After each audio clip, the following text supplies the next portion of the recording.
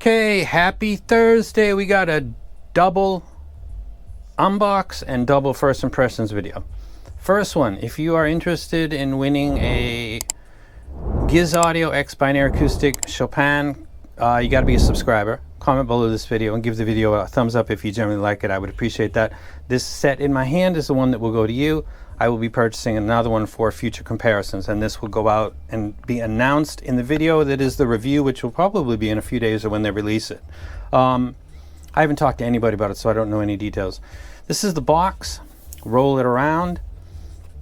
This is when I discovered my eyesight. In my mid-30s is starting to suffer a little bit because it's got a gray on silver, and I thought it said cement diaphragm, which cement is actually a composite material, but I doubt that would work. It actually says Senmet diaphragm and 3BA, so it's a 1DD with 3 balanced armature type hybrid. It's got the graph on the left side, which looks to match the ones I've seen online. I have not graphed this yet myself. 4.4 termination indicated on this sticker right here. Let's turn it back around. We've got 3 items that are inside. First one let's take a look at is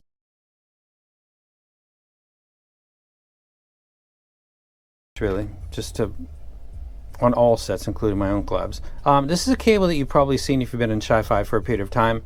It's a good cable, very nice, and of note is that there is no rubber coating on the ear hooks, which really annoy a lot of people because they've got to shape them with a blow dryer or it just cuts into the ear. This cable doesn't have any of that. It's also got a metal Y-split. A lot of cables, even expensive ones, got this little rubber, and over time that'll start to fail, so the cable is quite decent in its price range.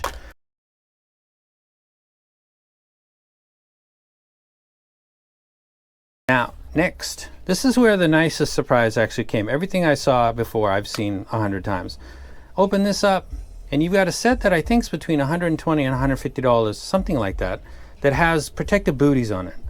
This is something I've been talking about for a long time because there's a lot of sets out there that got very intricate caps and they need to really be protected, and they just are. This set right here, the Empire Ears, for example, should come pretty much like this, with no way for these things to bump into each other or anything else to bump into it. It's protected, nothing's getting in there, and then if it rolls around, it's not scratching up anything. It should be pretty much standard operating procedure. It's very nice to see it in this price range. Good job. The set itself is, I doubt, going to suffer from a 2-pin failure. Haha. If you know, you know. And if you don't worry about it. It feels kind of weighty. I'm not sure what the outer material is, but the cap is metal because it's cool to the touch of my hand. This would be the right side. It's got 3 nozzle holes, and it's got 2 breathers, and it looks like one is behind the dynamic driver and the other is on the front of the dynamic driver. So that is the basic design. It's got a reasonably extended, let me go get this camera going, nozzle, which should fit for most people. Sometimes they're kind of stubby. This looks like it's going to be okay. I'm going to go ahead and put that down. So that is the unboxing for the Chopin. I'll go ahead and give some first impressions, just really brief ones, in a minute. You can skip and check the chapters. I'm going to go ahead and stop this and check out the Empire Ears. Okay, we got the Empire Ears Launch Edition. This is a substantial large box. Beautiful. Raven. Usually they were going with Norse gods before. I'm not really sure what this means. So this is an outer sleeve that you're looking at right here. Let me go ahead and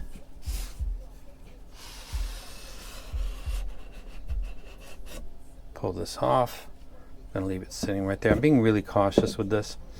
Open this. This has one of those boxes where if you were to open it a lot, it'll start to fail on this back edge. Some other people have pointed that out with CA Audio's set, the Monarch box. I think something should be maybe a little more premium for something like that. I'm not going to argue with that point because I feel the same really about this. Now let's go ahead and look at this close up. You can see the gold caps, and there's also an international warranty card right there. Lift up this and you've got the puck on the right side. You've got the IMs right there. Underneath the warranty card you've got the cable, and then over here you've got accessories. Go and take that out because I have no idea what that is. Drop that. And the accessories are coin. I have a coin. Hold on a second. There's my coin, gold. There's Empire ears. Okay. It's a good idea. You also have final Type E tips, and then you have a clip for the cable and also a wipe cloth to keep your set nice and clean. Now, I have actually already pulled this set out, and I've listened to it just a little bit, but I haven't graphed it yet. There's been some talk about the quality of the 2-pin on this set, and I can say that I didn't have an issue because I didn't even mess with it because I'm kind of nervous. The one thing I will point out is the coating on the gold caps. I have some really fine wiping cloths because I have OCD, and this is one of my better ones right here. This is very nice. It comes with Lotu. This is a final wipe. I don't use this on dirty stuff. I use this on clean stuff. It's a final wipe. When I put this on the gold, it gets swirl marks automatically. So it's got a micro coating on top of the gold that can't be touched really. So I'm not worried about the 2-pin so much as keeping that clean because it's a fingerprint magnet and you really can't be touching it at all, like with any kind of wipe cloth, even the finest, best. So I'm not going to pull it out again and do any early impressions on it, and I'll just go ahead and put this back away. Yeah, I'm not going to talk about it maybe that much more. I'll just go ahead and close this up. That is what you get if you buy it. I'll graph it up, and I'm still deciding whether or not I'm going to do a review for it. So I'm not going to spend a big money to jump on something. I'm just noting, forget about the 2-pin because I didn't have a problem with that. The gold caps don't seem to take any kind of rubbing whatsoever, and it might be because there's some kind of a film, very fine, sprayed on protection for it, that once you start to rub it to try to clean it like you typically would for a shiny cap type IM, seems to instantly go into swirl mode. So that's something, I guess that's feedback for the company if they want to get it. The 2-pin is already known. So that is the launch edition of the Empire Ears Raven. And I might do a video for this, I'm not sure. I'm out. Okay, first impressions of Gizaudio set. I'm running this off of a Headamp 6 Pro, which is coming out of ADI 2 deck, so I got to go 3.5. So I'm not using the stop cable. I'm using another one just to let you know it's a fine cable. Let's go ahead and start with what we're listening to now, Packing a Gun from the Menace to Society soundtrack. Go ahead and listen to that real quick. Put this in the left ear.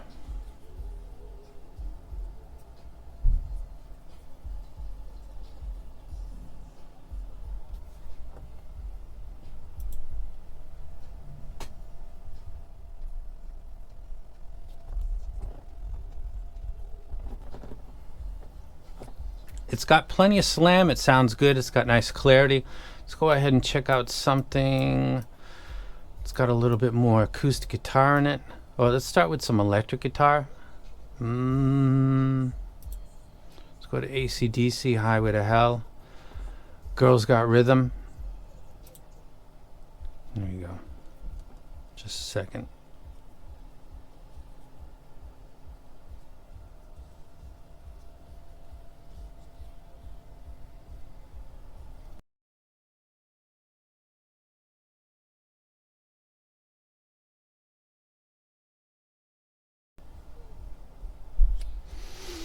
Sounds good. Bassist sounds a little bit back, which is maybe just this recording. The guitar sounds absolutely fantastic. I want to check the kick drum. Actually, let's go to Big Boy Killjoy.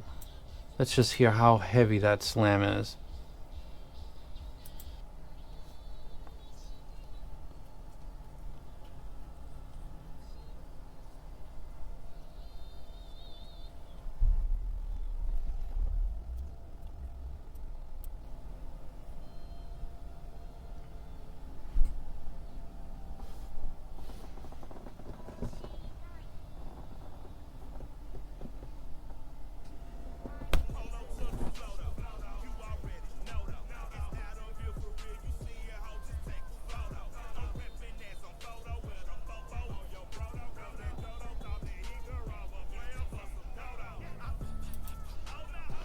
that hits really hard. The Hatsune Miku intro sounded good, not overly piercing or fatiguing. The triple drop came in really substantial. The lowest hit was really, really, really clear. IMs are awesome when it compared to headphones, because that triple drop and the lowest one, I think 38 hertz, is really, really difficult to catch for a lot of headphones. A lot of IMs can get it. This is slamming it really hard.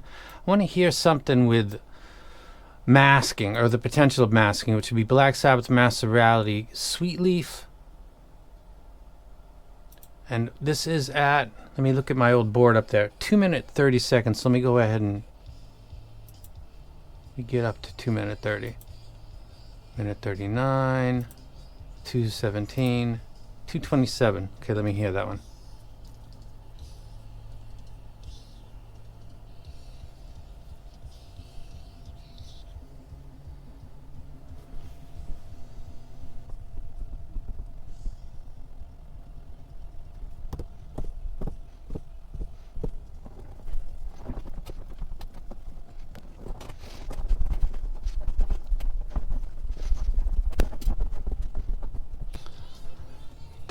That sounded really nice, actually. Busted out the fake drums. Very nice set. Looking forward to the full review of this. Low frequency slams. Hatsune Miku doesn't sound too shouty in my face. The masking on this track right here, I'm not really picking it up. I enjoyed the drummer to break out the imaginary air drum kit, because the bassist wasn't interrupting it at all, though I could hear him doing his thing. So that's when you do air guitar or something, because you feel like you're part of the band. When there's masking going on, it sounds like you can't really differentiate between the drummer and the bassist clearly. They're kind of really blobbing in together. The Chopin isn't doing that.